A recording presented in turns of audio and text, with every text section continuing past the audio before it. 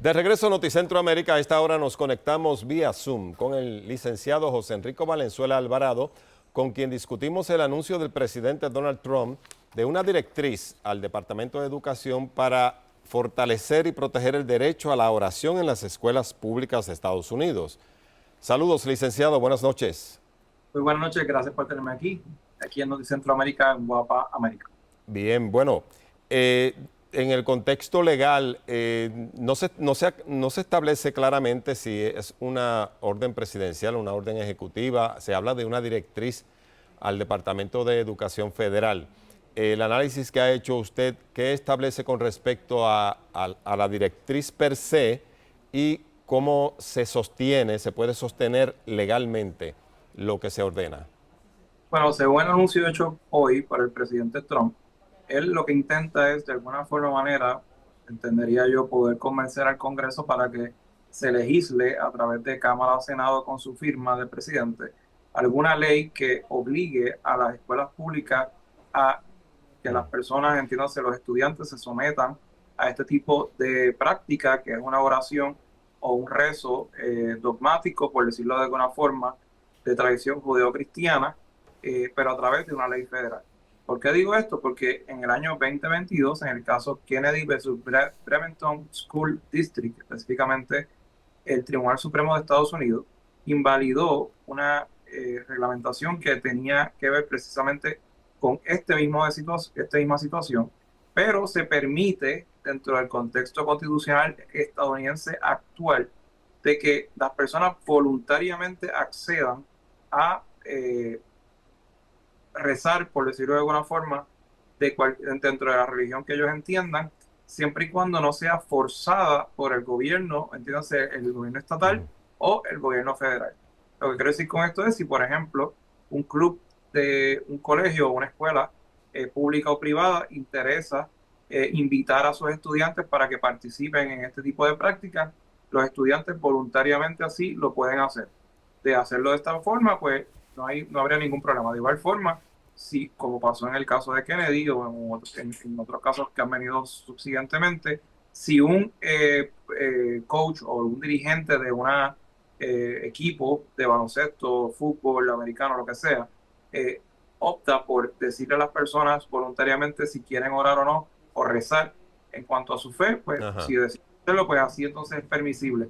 Pero de ahí a que sea la institución del gobierno quien imponga este criterio para, de alguna forma no, si no se cumple con ello, pues penalizarlo, pues el Tribunal Supremo de Estados Unidos ha dicho que no es constitucional. La única forma perdóneme. que quiero hacer, disculpe. Sí, no estamos hablando de que sea una oración, digamos, como la oración que tienen los católicos ni los evangélicos, sino cada cual según su religión como tal.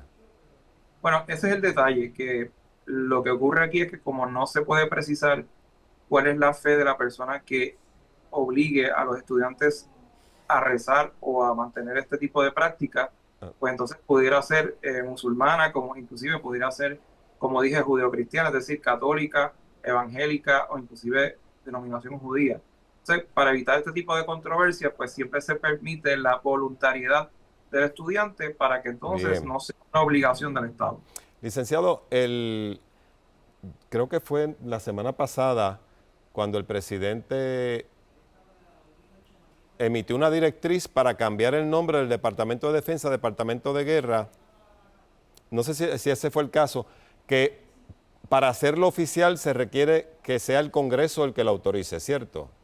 Bueno, en efecto, sí, el Departamento de Guerra fue eliminado una vez, ¿verdad? Pasa la Segunda Guerra Mundial. Siempre se ha entendido que Estados Unidos de América ha intervenido en conflictos bélicos en términos de la defensa, no en términos de ataque ofensivo, así que pues, por eso es que tiene ese nombre. Sí, yo le pregunto porque es que me da la impresión que es un escenario similar, porque esta directriz no es la Casa Blanca, no es el presidente el que puede tomar la determinación e implantarla, sino que usted comenzó diciendo tratando de convencer al Congreso, enviarle señales al Congreso. Entonces lo que veo es como que el presidente ha tomado dos decisiones, ha emitido unas directrices sobre acciones que al final de cuentas quien tiene que tomar la determinación es el Congreso, y parece entonces ser una especie de estrategia para enviarle señales al Congreso?